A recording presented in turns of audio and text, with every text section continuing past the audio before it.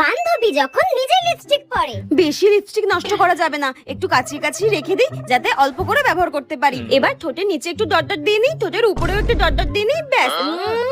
আর কিচ্ছু করতে হবে না, ব্যাস। আমি তো শিওর এরকম করে যদি আমি লিপস্টিক ব্যবহার করি আরো 1 বছর চালিয়ে নিতে পারবো।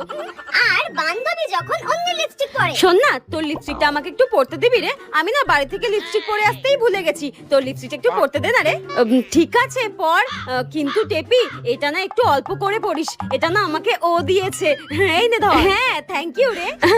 বান্ধবী লিপস্টিক বলে কথা, যত পারো তত ঠোঁটে ঘষে নাও, ও তো কিচ্ছু বলবে না আমি জানি। আরে মা, এটা লিপস্টিক, তুই কি একদিনে এটা শেষ করবি নাকি?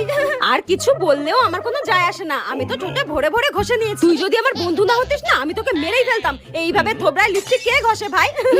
এই নে। হ্যাঁ, এই লিপস্টিকটায় আর কিছু বেঁচে আছে, সব ঘষে ঘষে কাচিয়ে কুচিয়ে মেখে নিয়েছে। কি বাজে মেয়ে, মনে হচ্ছে মেরে মুখ ভেঙে দিই, ডাইনি একটা।